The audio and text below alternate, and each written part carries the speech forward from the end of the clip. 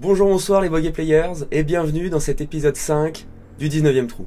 Comme vous le voyez, on a changé un petit peu d'endroit cette semaine, le studio est différent, on est dans le sud pour un tournoi de golf si vous voulez tout savoir.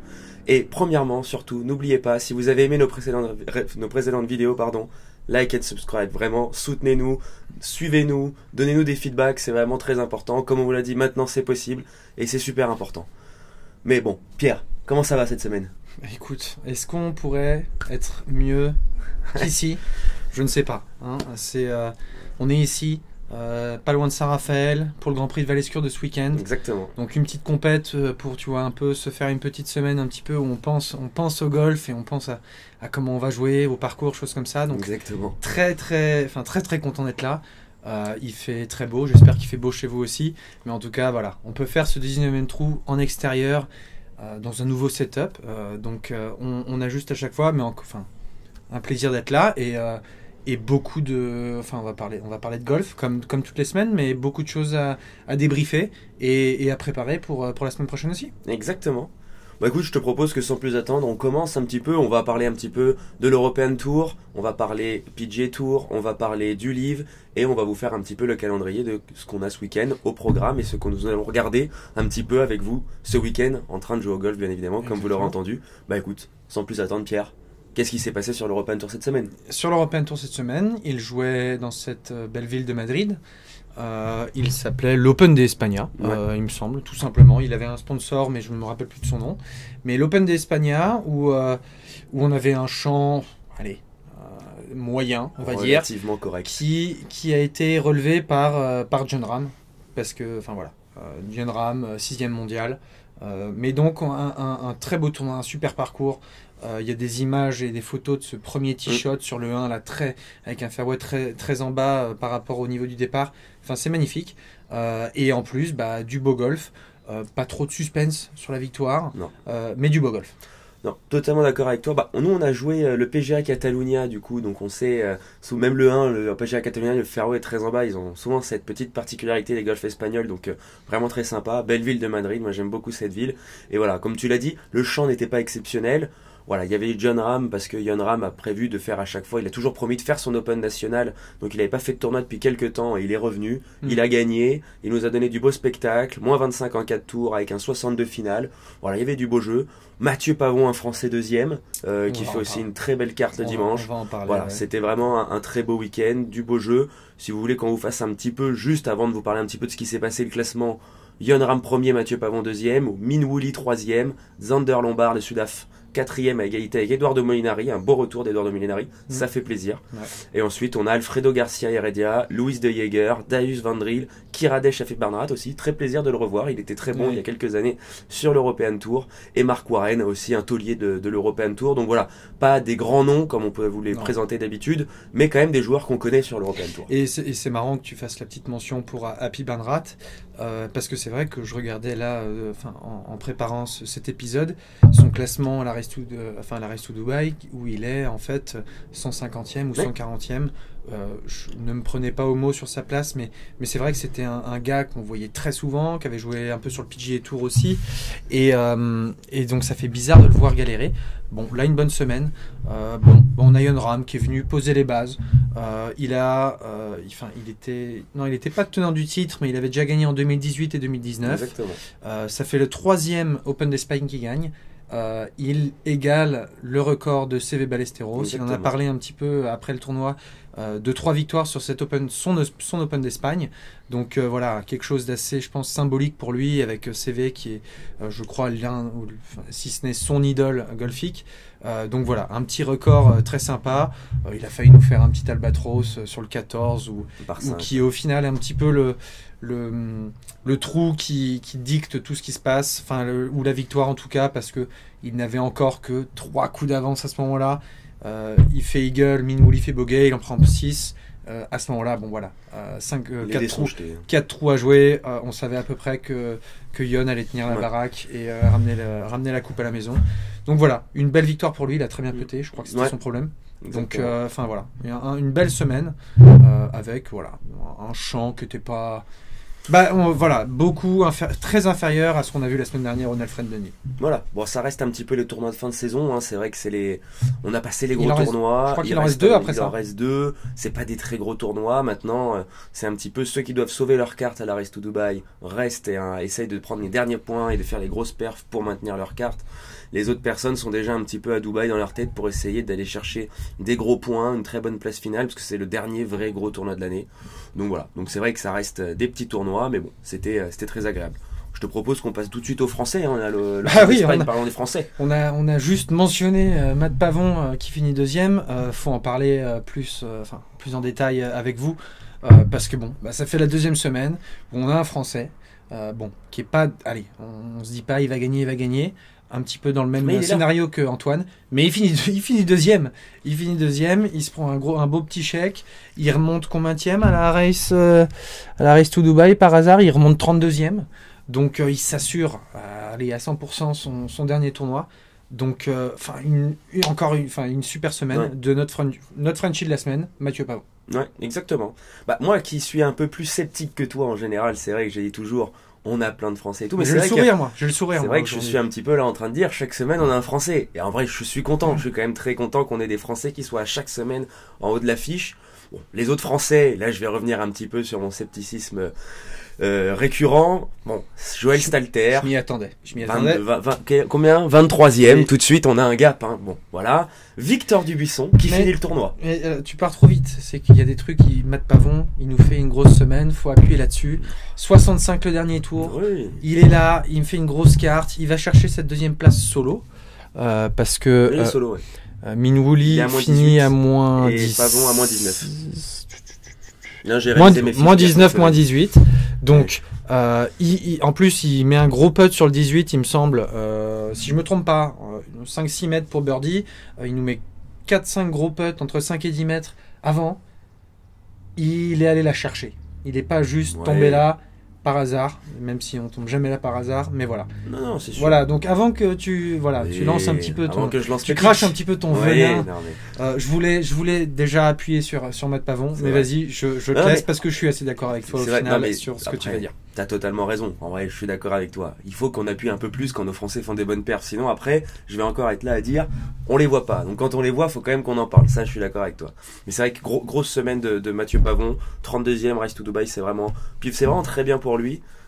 C'est une belle perf, c'est dans la continuité un peu de ses performances de l'année, il est assez régulier depuis le début de la saison, voilà, presque dans le top 30 de la Race to Dubai, on va voir ce qu'il va faire un petit peu à Dubaï, le dernier tournoi de l'année, mais c'est quand même une saison aboutie pour lui, et il se met parmi nos meilleurs Français, donc c'est quand même aussi pour lui un petit peu, j'ai l'impression qu'il a un peu passé un gap personnellement. Et si vous l'avez jamais vu jouer, dans ce cas-ci chipper, faut savoir que ça fait maintenant...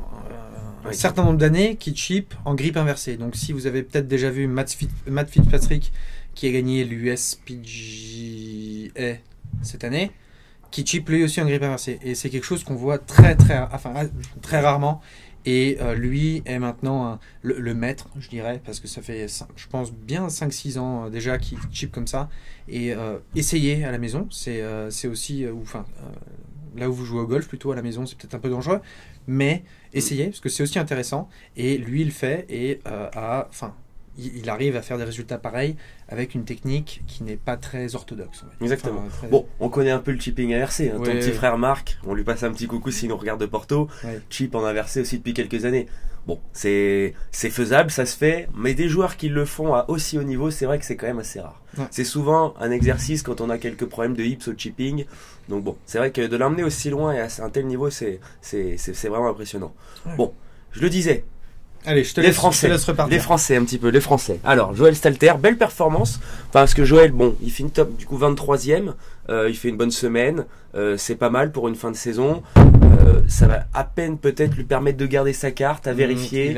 Mais c'est encore un peu juste, je crois. Il est encore loin. Je vais regarder. Je crois que c'est un peu juste. Donc bon, ça met un petit peu de beurre dans les épinards pour une saison qui est assez compliquée. Un peu de baume au cœur. Un peu de baume au cœur. Un peu de beurre dans les épinards quand on regarde le portefeuille. Mais bon, c'est vrai que ça met un peu de baume au cœur. Moi, je suis très pécunier comme garçon, donc c'est pour ça que je parle plutôt du beurre dans les épinards. Mais c'est vrai que bon, c'est pas mal. Et ensuite, moi, j'adore. Victor Dubuisson a fini le tournoi. Alors, Joël Stalter est maintenant 202e à la race, Ouais, donc à part un pet, oui, un éclat les 2 prochaines semaines, ça ne le fera pas. Faut qu'il gagne. Mais Dubuisson a fini un tournoi. Et Pierre, j'aimerais quand même avoir un peu ton avis sur Victor Dubuisson qui finit son tournoi. pas trop mal, c'est que... En général, quand il finit, c'est que c'est pas trop mal. Hein. Mais peut-être qu'il lui file des... Maintenant, ils ont décidé de lui filer des médailles en chocolat s'il finit le tournoi. Ouais. Là, il l'a fini et il a passé le cut. Donc, voilà, Victor, on le sait, on le dit maintenant, mais ça tombe sous le sens, est un très très très bon joueur de golf. Ça, il n'y a pas de doute. Maintenant, qu'est-ce qui se passe? Mal au dos, pas envie, mauvais premier tour, pas envie de jouer voilà, on ne peut que spéculer, mais ça fait plaisir. Ça fait plaisir parce que, ça fait jamais... T'as jamais envie là de revenir toutes les semaines et de dire Victor a encore abandonné. T'as pas envie. T'as envie de dire tiens, Victor il a super bien joué. Donc autant que ça nous permet de commenter sur un sujet qui a peut-être où des gens aiment ou aiment pas Victor. C'est certainement le cas aujourd'hui. Mais voilà, il a joué cette semaine, il a passé le cut, il a fini 39e. Bon, pas ouf, un week-end un peu difficile, 70-72. Mais voilà, il est là. Ouais, non, après quand tu dis on n'a pas envie de revenir pour dire qu'il a pas fini le tournoi, si ça peut nous avoir des followers en ce moment. Oui, si on peut faire un peu de buzz grâce à ça. Si on peut cracher un peu de venin, on le fera. Mais bon, pas déranger, mais ça fait qu'on préfère prendre des followers. On n'est pas comme ça. Non, on n'est pas comme ça. Mais bon, on préfère quand même prendre des followers parce qu'il joue bien. Mais bon, vu qu'il finit pas ses tournois, on n'a qu'à en parler. Et bon, je vais après aller un peu plus vite sur les autres Français. Mais bon, sur 7 Français, 8, sur 8 Français, non, sur 7 Français, il y a que Ben Hébert qui a loupé le cut. T'as raison, c'est 7. J'ai revu mes fiches 6 sur 7. 6 sur 7. Donc voilà. Et qu'il le rate d'un coup, si je me trompe pas. Il le rate d'un coup, un ou deux coups. Bon, moi qui est souvent là en train de dire, si on regarde la feuille globale de parcours, on est à peu près à 40 Français qui passent le cut de manière générale. Là, on en a 6 sur 7. Bon, c'est pas le plus gros des tournois encore une fois, mais c'est bien. Je trouve que c'est bien pour nos Français. Ils sont un petit peu là, ils s'accrochent. Alors c'est sûr que on approche aussi de la fin d'année. Donc bon, c'est quand même le moment de se sortir un petit peu, comme on dit. On voit que les très bons, là, qui sont déjà à la finale, Antoine, Romain et Victor, ne sont pas là cette semaine pour justement cette petite semaine break. Matt Pavon ne pouvait pas se la permettre parce qu'il a gagné 22 places, il était 54e à la race. Là, il passe 32e. Il ne pouvait pas se permettre de prendre un tournoi off parce qu'il veut aller à la finale. Exactement. Et il avait besoin de ce résultat pour. Donc, il n'a pas pris de semaine de repos. Les autres gros, la majorité, ont pris du repos parce que ça faisait déjà 3-4 semaines qu'ils jouaient. Chacun sa stratégie et chacun son besoin de points pour remonter pour la finale. Et ça paye pour Mathieu. Voilà. Et ça paye pour Mathieu. Et on est très content et on sera très content de le suivre un petit peu à Dubaï en fin d'année. Début novembre, ce sera quand même une super opportunité. Voilà, donc après, on va vous refaire un petit peu le classement des Français. Donc on vous l'a dit, Mathieu Pavon 2e, Joël Stalter 23e, Victor Dubuisson 39e, Raphaël Jacquelin 47, Fred Lacroix et Mike Lorenzo Vera 59 ou 57, 50 et 57 pardon, et Ben Hébert du coup qui ne passe pas le cut, même s'il en était très proche. Donc une bonne semaine, très positive pour nos Français, je dirais, sur l'European Tour. Mais sur le Challenge Tour, Pierre. Eh ben, il y a eu un petit Challenge Tour cette semaine en Angleterre. Je crois que c'était au milieu de nulle part, selon mes sources. On avait beaucoup de Français, encore une fois, parce qu'il y en a beaucoup qui finissent la saison sur Challenge Tour parce qu'il faut se battre pour la carte, parce qu'ils ont la carte sur le Challenge Tour, et parce qu'il faut aussi se battre pour sa carte sur l'European Tour l'année prochaine. Donc on avait un petit paquet de Français quand même, une bonne quinzaine je dirais à l'œil comme ça, et avec un parcours qui s'est très très bien défendu parce que ça a gagné à moins 8, et c'est quand même, Seth Gros le disait la semaine dernière, en général il faut faire moins 20 pour avoir une chance. Là non, et je crois que c'est en Angleterre, conditions un petit peu difficiles. Conditions difficiles, ouais, je crois. Et j'ai vu quelques photos. Mais voilà, quelques bons résultats français. Bon oui, Adrien Sadier qui enchaîne un top 5, qui finit à moins 5 total, 3 coups de la tête, une bonne semaine pour Adrien. Moi j'ai envie un peu d'appuyer sur John Wonko, qui finit 11e et surtout qui rentre 19e à la Road to Mallorca. Mais alors, ce qu'il faut voir, c'est qu'il n'a pas gagné de place à la Road to Mallorca. Donc là, c'est maintenant que ça devient difficile de gagner des places, surtout quand on est assez haut, parce que les écarts sont quand même assez importants. Là, une 11e place, malheureusement, ça lui fait pas... certainement que ça le rapproche un petit peu du paquet, mais il gagne pas Et de ça place. l'a un peu éloigné de la 20e aussi, je crois, ou 21e. Bah, voilà. Mais c'est vrai qu'il n'a en pas tout gagné cas, beaucoup de. Après, ça reste un petit tournoi sur le Challenge Tour aussi. Hein. C'était C'est pas- c'est c'était deux pas petits un- tournois en Angleterre, entre celui de la semaine dernière et celui de cette semaine. On vous en parlera plus tard. Ça reste quand même deux petits tournois. Bon, il faut faire des grosses places pour faire des gros moves. Exactement. Bon, là, c'est. Voilà. Mais j'avais envie un peu d'appuyer sur John Wonko, puisqu'il intègre un petit peu ce petit Bah là, contingent il se bat de pour Français la saison pour, prochaine. l'année prochaine. Qu'est-ce que tu veux jouer la saison prochaine? Bah, c'est maintenant que ça va se jouer pour lui. Deuxième année pro. Hein. Deuxième année pro pour Ouais. John Wonko, donc c'est pas mal. Hein. Non, hyper impressionnant. Et après, qu'est-ce qu'on a de... On a Clément Sordet qui fait une 21e place, qui voilà, reprend encore quelques points, qui rassure un petit peu sa carte pour l'année prochaine sur l'European Tour. Et l'autre, auquel on peut parler, pour qui le moment est le plus important, c'est Mathieu de Cotigny, qui là vient de rentrer dans les 75 premiers avec son résultat, sa 25e place. Donc il passe 75e et c'est les 75 qui gardent sur la carte sur le Challenge Tour. Encore à fact-checker de notre part et de votre part sinon, mais voilà, c'est hyper important ces derniers tournois et là Mathieu nous fait une petite avancée. Donc c'est très cool et ça peut garder un autre français. Je crois que c'est les 90 qui restent sur le Challenge Tour. Mais on vérifiera et on vous mettra la solution finale directement dans la vidéo, bien sûr. On va jamais y arriver. Hein. Non, mais je pense que c'est les 90. 75, okay. Ça me paraît peu. Mais bon, oui, après, comme tu le disais, après d'autres Français, Hugo Cousseau, 30e, David Ravetto, 30e. Ouais. Voilà, c'est des joueurs qui sont pas mal, qui sont bien positionnés aussi au Challenge Tour, à la Road to Mallorca, et qui vont avoir encore le prochain tournoi en Angleterre et la finale en Espagne pour espérer, avec des grosses performances, peut-être intégrer ce top 20, synonyme de monter directement sur l'European Tour. Donc on croise aussi un petit peu les doigts pour eux, ce serait bien d'avoir.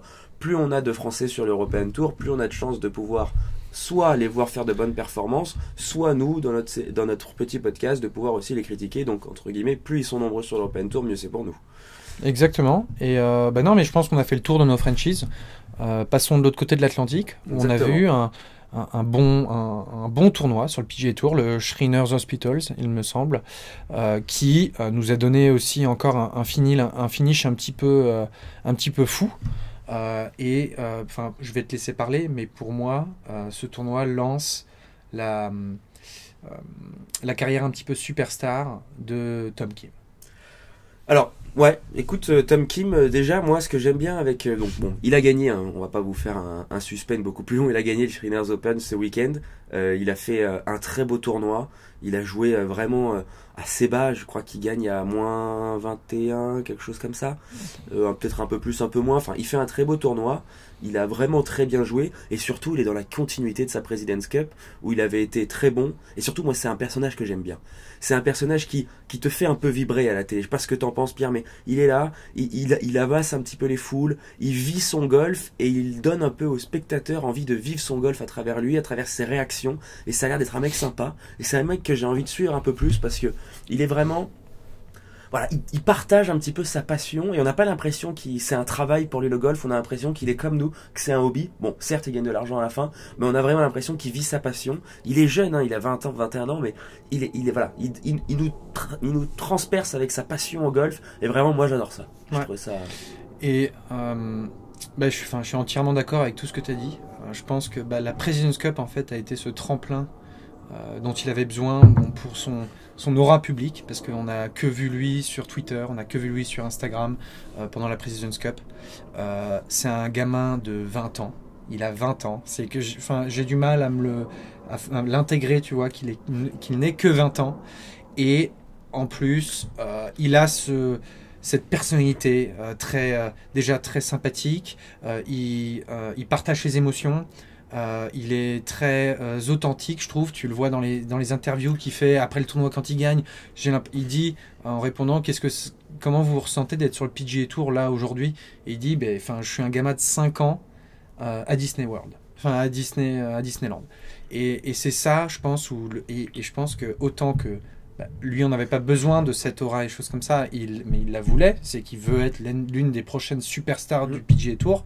C'est que le PGA Tour, on a, si ce n'est autant, mais plus besoin que lui en termes d'image pour dire tiens, on a le nouveau gamin de 20 ans qui peut devenir l'une des faces, l'un des visages de notre tour. on l'a. Il a fait le show à la President's Cup. Maintenant, il continue, il gagne sur le PGA Tour. Ils ont quelqu'un où ils peuvent dire, lui, on l'a gardé face au Live.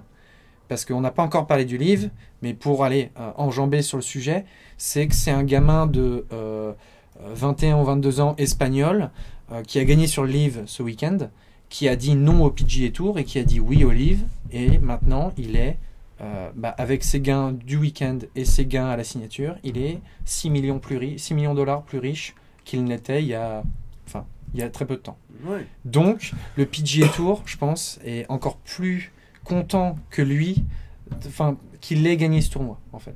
C'est à ce point-là, je pense, où ça va être un gros...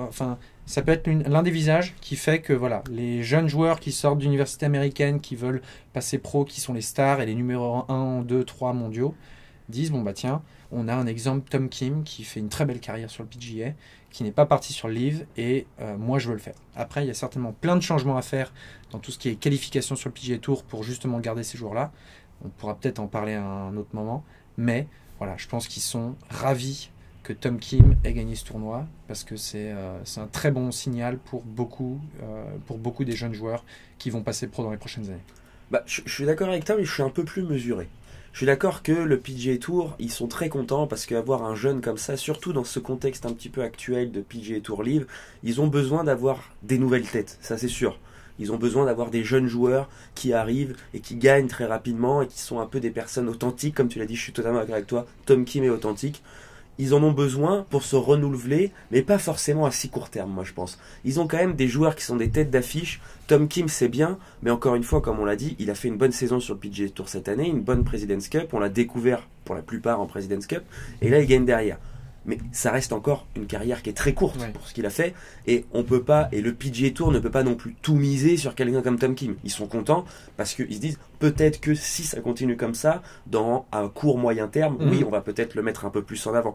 Mais pour moi, ça reste encore un peu tôt. Il a que 20 ans, il a fait une très bonne President's Cup, il a gagné cette semaine, mais il a encore rien prouvé. Ils sont encore beaucoup plus focalisés, je pense, sur des têtes d'affiche à garder, et sur des personnes, et sur des joueurs notamment, qui sont là depuis de nombreuses années. On n'a encore aucune certitude que Tom Kim sera toujours là à 35 ans à jouer sur le PGA Tour et à faire ses preuves et à gagner des tournois. Je suis d'accord avec toi, mais c'est peut-être, je suis un peu plus mesuré. Je pense que ils y pensent, ils l'ont maintenant en tête, mais ils peuvent pas non plus tout miser tout de suite sur lui. Ils le gardent et ils le savent, et ils sont contents de l'avoir, je suis d'accord, mais rien n'est fait. Il a 20 ans, il commence sa carrière. Ouais, mais alors je suis aussi, tu vois, je vais dire maintenant que je suis d'accord avec toi sur ce point-là, où c'est pas tout misé sur Tom Kim, ça clairement. Mais c'est, on va dire, je pense, l'un de ces premiers jeunes qui arrive et qui fait un peu un début de carrière un petit peu explosif sur le PGA Tour, où le PGA Tour va vouloir en avoir évidemment 5-6 par année, mais déjà je pense que c'est le premier où ils se disent tiens, on peut s'appuyer, faut qu'on suive, faudrait qu'on ait ces modèles Tom Kim prêts à l'emploi qui arrivent sur notre tour. Et tu vois, où c'est là où je pense qu'il va y avoir des sujets pour le PGA Tour, de dire les 5 ou 10 meilleurs joueurs universitaires de l'année qui passent pro auraient une catégorie sur le PGA Tour. Tu vois, ça c'est, je pense, l'incentive qui fait que pas mal de ces joueurs, au lieu de se faire devoir dire non à 1 ou 2 millions à la signature et jouer sur le livre pour beaucoup d'argent, d'avoir cette carte un petit peu ou des invitations prêtes pourrait les en dissuader. Mais tu as quelque chose d'autre à dire sur ce PGA Tour? Parce qu'autant passer au livre, où je pense qu'on va en plus un petit peu taper sur ce sujet-là. Non, on a été assez rapide sur le screeners, on a beaucoup on vous mettra le leaderboard en vignette ici, comme ça vous pouvez le voir. Mais voilà un petit peu, autant par les résultats, mais là je pense que c'était un petit sujet qu'il fallait peut-être un petit peu creuser plus en dehors du résultat de la semaine. Mais voilà. Mais après, moi c'est vrai que le temps qu'on passe un peu au sujet d'après, je vais un peu rebondir sur ce que tu as dit. 10 joueurs, les 10 meilleurs joueurs universitaires, leur donner une carte, peut-être pas, je pense que c'est un peu trop, mais leur donner au moins quelques invitations, de nombreuses invitations, parce que sinon ça décrédibilise complètement le Korn Ferry Tour et tous les circuits satellites. Oui, d'accord avec toi. Et tu vois, là, on passe sur le Live à Bangkok, qu'un jeune espagnol, Eugenio Lopez Chacarra, a gagné. Qui lui est allé à l'université à Oklahoma State, et quand il est passé pro, et ben là le Live lui a proposé, si je me trompe pas, c'est 1 million à la signature de $, et ce week-end il vient de faire $2,75 millions avec sa victoire individuelle et sa victoire en équipe. Et c'est là où tu vois cet argument 5-10, tu vois, 10 peut-être trop, mais de pouvoir permettre à ces stars de ton tour universitaire de directement monter sur le PGA Tour, parce que Eugenio Chacarra devait aller jouer sur le Korn Ferry ce début d'année normalement. Il avait une catégorie sur le Korn Ferry avec le ranking du PGA Tour U, le PGA Tour universitaire, qui a déjà ça, mais donc ils offrent des cartes sur le Korn Ferry, pas encore sur le PGA. Je pense que les plus grosses stars universitaires, tous les ans, tu n'as pas des stars qui vont être les meilleurs joueurs mondiaux, ça c'est sûr. Mais quand tu vois, tu as du Jordan Spieth, des Justin Thomas qui sont là, ou des stars qui, Victor Hovland, qui a certainement fait une année où il a fini premier joueur universitaire aux États-Unis, c'est des joueurs où aujourd'hui, stratégiquement, tu veux leur donner la carte sur le PGA Tour. Parce que tu es assez confiant déjà qu'ils vont garder leur carte, et donc tu vas les retenir sur ton tour et qu'ils ne partent pas sur le Live, parce que si pas Live, eh ben, il faut que j'aille sur le Korn Ferry galérer, où le vainqueur de la Money List l'année dernière a fait $500 000, ce qui est un très très beau montant, hein, on va pas se le cacher, mais qui n'est clairement pas, enfin, ce qui est déjà inférieur à ce que le Live peut lui proposer à la signature, et le mec qui a fini premier sur le Korn Ferry, il a joué comme un malade. Donc voilà, un petit peu moi ma vision des choses avec un petit peu cette semaine PGA Tour et ces jeunes joueurs, et le Live aussi avec un jeune joueur qui gagne. Bah, je suis assez d'accord avec toi. Après, encore une fois, ça dépend un petit peu aussi de chaque type de personne, je pense. Aller sur le Live, ça veut dire faire 9 tournois dans l'année. Voilà, c'est quand on a été un joueur universitaire et qu'on a joué toutes les semaines. 14 l'année prochaine. Bon, 14 l'année prochaine, mais bon, ça reste assez light, si je puis me permettre. Voilà, c'est sûr qu'on se dit, il suffit que j'en gagne un, bah, comme lui, mais c'est un petit peu la belle histoire, on n'est pas sûr que ça arrive, ça m'étonnerait que ça arrive régulièrement, surtout s'ils ont un champ de joueurs qui est encore de plus en plus important et de plus en plus fort. Lui, c'est la belle histoire, et je suis d'accord que peut-être que le PGA Tour doit peut-être réfléchir à faire ça, mais même, ils auraient déjà dû le faire pour moi avant même qu'il y ait le Live, parce que c'est un peu bonifier les jeunes futurs stars et les jeunes pousses, ça c'est sûr et certain. Définir les règles, c'est pas nous qui allons les définir, mais 5, 10, avoir une catégorie qui permet de jouer la moitié des tournois du PGA Tour, voilà, avoir peut-être une invitation quelque part pour un ou deux gros tournois, je suis d'accord. Se faire ça par rapport au Live, je trouve ça un peu dommage, mais maintenant c'est le contexte actuel. Mais encore une fois, il y a beaucoup de joueurs universitaires et ceux qui aiment vraiment le golf et qui se disent oui, moi je veux faire comme les stars. Il y a ceux qui vont dire moi je veux faire comme les stars que je connais, c'est-à-dire aller sur le PGA Tour et jouer des majeurs. Signer directement sur le Live, c'est bien, on prend 1 million, on est content, on met la famille à l'abri. Lui, il a gagné très rapidement un tournoi cette année. S'ils ont de plus en plus de bons joueurs, pour moi, ça sera encore plus dur de gagner. On l'a vu, c'est quand même souvent les meilleurs joueurs, les stars du moment, gagnent tous les tournois du Live. Pas cette semaine, belle semaine pour ce jeune espagnol. Mais pour moi, ça reste toujours un choix. Il y a des joueurs qui feront comme lui parce qu'ils penseront à l'argent, mais les joueurs qui penseront au sport, ils iront sur le PGA Tour. Enfin, ils penseront aussi à l'argent, parce qu'il y a de l'argent sur le PGA Tour. Mais je suis d'accord que peut-être donner certains accès directement sur le PGA Tour pour ces jeunes stars universitaires ou ces meilleurs joueurs amateurs mondiaux, avec plaisir.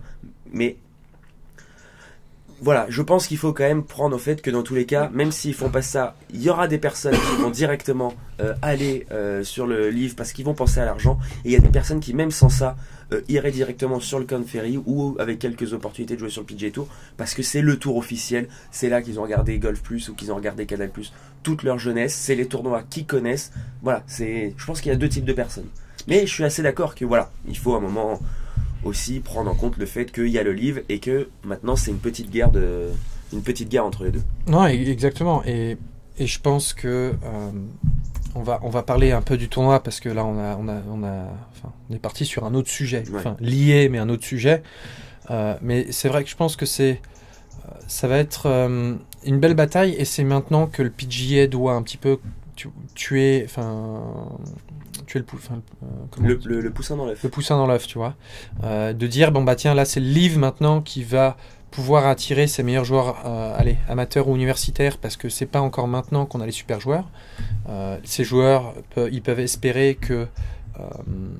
qu'ils explosent sur le Live et qu'ils restent. Mais donc tu vois, c'est dans ces potentiellement 2-3 années que le Live doit faire ses efforts de recrutement sur ces jeunes joueurs parce qu'ils n'ont pas encore le champ. Ils peuvent remplacer un Steven Vincent ou Hideto Tanihara par un petit jeune qui a été numéro 1 mondial et qui a été numéro 1 universitaire. Plus tard, c'est vrai que je suis d'accord avec toi, où là, quand on n'aura que des stars, le petit jeune de collège, d'université, il se fera pas offrir un gros contrat sur le livre parce que voilà, personne, on ne voudra pas de lui sur le livre. Mais voilà, assez sur ce sujet en tout cas, on va parler un peu du tournoi. Donc on a parlé de cet espagnol Eugenio López Chacarra, qui est sa première victoire pro, sa première saison pro. Donc voilà, un petit 5 millions dans la pocket. On a Patrick Reed qui finit deuxième. Avec 3 coups de retard et on a eu en fait un petit craquage. Et encore non. C'est Richard. Je pensais que Richard Blend avait un petit peu craqué parce que je l'avais très bien vu quand je regardais le matin sur YouTube après 2 tours, mais apparemment pas si bien que ça parce qu'il était moins 11 après 2 tours, donc il avait déjà pas mal de retard. Mais un leaderboard, mi-figue mi-raisin, très. Pas beaucoup de stars. On a Brooks qui finit 9ème et après les autres sont un peu plus loin. Rien de très excitant. Rien de croustillant. Lee Westwood, finit 19ème. Carlos Ortiz 18ème. Ils sont tous un petit peu dans le ventre mou. Et on a eu des joueurs qu'on entend très peu parler ou très peu ces derniers temps, un petit peu dans le top 10. Cam Smith, 42ème. 42ème, Cam Smith. Après, il faut savoir que c'était le premier tournoi aussi qui n'était pas à Londres ou aux États-Unis. Ouais. C'était en Thaïlande, peut-être un peu de décalage horaire.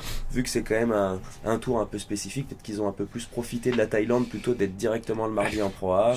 Je vous conseille d'aller voir, d'aller suivre les réseaux sociaux du livre sur Twitter ou sur Instagram parce qu'ils font du contenu. Ils font du super contenu, ils font des super vidéos où on sent qu'ils ont accès aux joueurs comme le PGA Tour n'a pas accès aux joueurs, où eux ont une équipe média qui se promène sur le parcours, qui fait des interviews, qui fait des vidéos avec Cam Smith sur le putting, un tel sur son jeu de fer, etc. Des trucs en drone sur le parcours. Donc c'est très cool à voir et c'est vrai que là la venue, le golf et tout ça avait l'air parfait. Je lisais un article sur les cadets des joueurs qui sont qui n'ont jamais vécu cette vie en fait. Les cadets vivent une très belle vie aussi. Tout est fait pour le bonheur du joueur, de son cadet, de toute son équipe autour, de sa famille. Donc voilà. On va parler du tournoi de la semaine prochaine dans le prochain segment en tout cas, mais voilà, une semaine sans plus. Une semaine sans plus. Rien de nouveau sur le front livre. En tout cas. Non, pas de grosses news un petit peu à partager. Voilà. Non. On commence à s'habituer à avoir ce deuxième tour un petit peu à côté du PGA, mais bon, je te propose qu'on passe un petit peu peut-être Pierre maintenant. Au tournoi un petit peu, qu'est-ce qu'on va pouvoir regarder ce week-end un petit peu à la télé. On a pas mal de choses, on a de l'European Tour encore en Espagne, en Andalousie, on a aussi, et on en détaillera un petit peu après, du PGA Tour et du livre, mais bon, parlons un peu de l'Andalousie. Moi je te propose même Pierre d'un peu de parler de ce tournoi et après de me dire directement sur qui tu pars. Il y a l'international, un français. J'avais préparé mes notes. C'est pour ça que je l'ai fait. Tu me prends de court. Non, donc tournoi un petit peu aussi symbolique parce que c'est à Valderrama qui avait à l'époque la finale du circuit européen et un parcours magnifique avec ses arbres de liège et choses comme ça. Donc c'est un super parcours et on a l'habitude de voir en général un gros tournoi de l'European Tour ou de la Race to Dubai à Valderrama. Là c'est un petit tournoi, pas un gros champ. On a Matt Fitzpatrick qui vient, on a Min Woo Lee qui a fini 3ème qui revient. Pas un champ, voilà, pas de quoi s'extasier avant ce week-end. C'est un petit peu à l'image de le champ du week-end dernier, l'Open d'Espagne. Et pour moi, qui je vois cette semaine, alors attends, que je regarde qui sont les Français qui jouent. Donc on a Antoine Rosner, on a Mathieu Pavon, on a Romain Langasque, Victor Dubuisson, Julien Brun, Frédéric Lacroix, Benjamin Hébert et Mike Lorenzo Vera. Non, qui est encore en dehors du champ pour le moment, à 2e place sur la liste d'attente. Donc mon français, moi je vais pas avoir un français en mode c'est mon meilleur français, mais je vais dire que Victor Dubuisson, il fait un top 25. Ah oui. Je vais parier sur le top 25 de Victor Dubuisson. Je pense que Ah si, parce qu'il remarque qu'il arrête souvent avant. Bah non, mais top 25, c'est... Enfin voilà, il a fini 38 ou 39e cette semaine. Il a pas l'air d'être dans la forme de sa vie. Mais je pense que là, bah voilà, il a fait une bonne semaine. Certainement un petit peu de confiance et d'envie qui revient, je l'espère. Et donc, je le vois bien faire une belle semaine à Valderrama. Pour ce qui est du joueur lambda que je vois gagner, on va dire, gagner. Dis donc. Je vais mettre une petite pièce sur Adrian Meronk, polonais, qui doit avoir à peu près mon âge ou un petit peu plus jeune que moi, qui est un très bon joueur, qui, je trouve, fait des bons résultats. Il avait fait un bon résultat au Pays de Galles ou quelque chose par là où il était pas loin de la gagne, c'est un très bon joueur. À l'Open de France aussi, il a été pas mal. Il a été pas mal à l'Open de France, t'as raison de le noter, parce que je ne l'avais clairement pas en tête. Mais voilà, moi un petit peu mes 2 picks de cette semaine. Très bien. Et toi, tu penses moi tu penses à qui? Je sais pas, mais moi je sens bien un de nos Français qui est un petit peu, on va dire short. On va dire qu'il est pas sûr de garder sa carte encore l'année prochaine. Je vais dire Frédéric Lacroix. Frédéric Lacroix. Et je pense que Frédéric Lacroix, il va faire top 20 cette semaine. Il va faire top 20, il va prendre des points précieux pour garder sa carte cette semaine. Je pourrais même aller jusqu'au top 15, mais bon, en ce moment sur Winamax, je perds un peu tout ce que je parie. Donc on va plutôt dire top 20, on va être un peu safe, même si la cote est un peu plus basse. Mais on va plutôt dire top 20. Voilà, Frédéric Lacroix, je crois qu'il est vraiment aux portes de garder sa carte, mais pour l'instant, c'est pas fait. Et voilà, je pense qu'il va faire un bon tournoi cette semaine, qui va leur faire passer du bon côté de la barrière. Donc je mettrai plutôt Frédéric Lacroix, on va dire, sur ça. Et chez nos internationaux, bon, attends, je vais regarder vite fait la liste, je vais vous dire rapidement un nom qui va me sauter aux yeux, et j'avais pas préparé l'international. Je t'ai pris par surprise maintenant. Ouais, non, j'avais préparé le français mais pas l'international, mais quand je le vois, ça me paraît évident, parce que je suis sûr que mon espagnol, celui que j'avais piqué à l'Open de France, là il est chez lui là. Attends. Il est en Espagne. Je crois en lui. Jorge Campillo. Mon Jorge Campillo, je le vois cette semaine. Et ouais, Jorge Campillo, je sens que ça va être... Peut-être pas, il gagne peut-être pas, parce qu'il n'a pas l'habitude de gagner quand même, mais on va dire qu'il fait top 5, Jorge Campillo. Bon bah, voilà pour nos pics sur l'European Tour. En général, quand je prépare rien, je pique Jorge Campillo. Ouais, passons sur le PGA Tour. Là, on traverse pas l'Atlantique parce qu'on va tout droit au Japon. Exactement. Avec le Zozo Championship. Exactement. Bah oui, Zozo Championship. Le Zozo, où il y a les pires Zozo qui jouent. Mais certainement le tournoi un petit peu de rentrée. Enfin, pour nous, en tout cas, spectateurs. Tournoi. Parce que le Zozo, c'est, en gros, il me semble, 78 joueurs. Les 60 premiers de la FedEx Cup, où ils prennent à chaque fois au-dessus si le joueur ne vient pas. Donc 60 premiers de la FedEx Cup et 18 joueurs qui viennent ou du Japan Tour ou alors des invitations. Donc on a un premier gros chance cette année. Où Hideki Matsuyama défend son titre, où il avait certainement fait sa saison la plus accomplie l'année dernière avec le Masters, une médaille chez lui aux Jeux Olympiques au Japon et la victoire aux Zozo. Donc voilà, on a un gros champ, un gros champ avec ce Zozo Championship qui sortons le champ ici pour avoir un petit peu les noms. On a pas mal des joueurs de la President's Cup dernièrement, donc Sun Jae-im, il y a Xander Schauffele, Matsuyama, Hovland n'était pas là, mais Cameron Young, Morikawa, il y a beaucoup de monde, Mito Pereira, Bezu Denhout, un très très beau champ pour ce tournoi au Japon. Ouais, non, je suis assez d'accord avec toi. C'est le premier vrai gros tournoi, on va dire, si on puisse permettre de dire ça, un petit peu sur le PGA Tour cette saison. Le début, c'était un peu les tournois de rentrée, comme on le disait, pour les nouveaux joueurs, ceux qui n'étaient pas aussi sur les finales et qui ont arrêté de jouer il y a un petit peu plus tôt, qui peuvent se remettre un petit peu en jambes. Là, c'est les premiers vrais gros joueurs qui viennent, Collin Morikawa, tous les meilleurs asiatiques du moment, Si-Woon Kim, Sung Jae-im, Hideki Matsuyama. Voilà, il y a vraiment beaucoup de bons joueurs. Ils sont en plus un petit peu dans leur région pour une fois, donc c'est aussi, et c'est souvent un très très beau parcours, donc c'est vraiment Vraiment, je pense que je vous conseille vraiment, si vous avez le temps, regardez un petit peu le Zozo Championship parce que ça va être du beau golf, des très bons joueurs.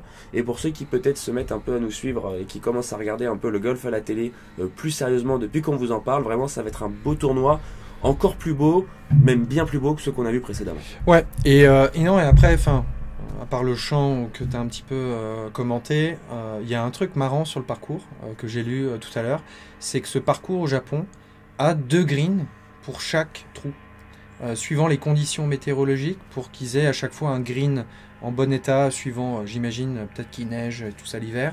En fait, ils ont des setups où ils ont 2 greens sur chaque trou pour changer les greens suivant les conditions. Voilà, le petit fun fact, j'ai envie de dire, parce que sinon après ça, j'ai rien à ajouter sur le champ du PGA Tour, et on a aussi un tournoi du Live, donc un autre week-end de Live, cette fois-ci à Jeddah, où à part avoir un champ qui est le même que la semaine dernière, avec une autre opportunité pour un joueur de se faire à peu près 5 millions de dollars. Pas grand chose à dire. Est-ce que toi, c'est avant le dernier tournoi, avant la finale de Miami. Voilà, c'est ce que j'allais dire. C'est le dernier tournoi avant le tournoi final qui se déroule à Miami, qui est un tournoi uniquement par équipe, pas de prix individuel, mais des plus gros prix par équipe. Donc voilà, on va voir un petit peu ce que ça donne. Ça va être sûrement sympa à vivre. C'est sûrement plus sympa à vivre pour eux que nous d'en discuter, parce que c'est vrai que c'est le même champ d'une semaine à l'autre. C'est difficile de prévoir un petit peu qui est plutôt en forme, qui ne l'est pas, parce que du coup ils jouent quand même assez peu dans l'année, donc on ne sait pas trop. Comme on l'a vu la semaine dernière, les meilleurs n'étaient pas forcément au rendez-vous, alors qu'ils l'étaient un peu au début, parce qu'ils étaient un petit peu dans la continuité de leur saison. Là ils arrivent peut-être un petit peu en fin de saison, ils pensent un peu aux vacances, donc assez difficile de prévoir, et tout le temps le même champ de joueurs. Donc, tu as un petit prono d'ailleurs pour le livre, parce que là c'est un peu plus simple parce qu'on connaît à peu près les joueurs. Je vais dire que Bryson DeChambeau finit top 5.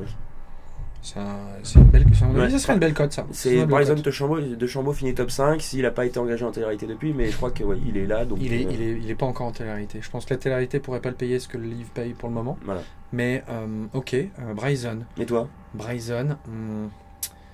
J'ai pas envie d'être un petit peu basique, mais je pense que là, Cam Smith. Je pense pas qu'un mauvais. On puisse faire un mauvais pari en pariant Cam Smith en général. Donc voilà,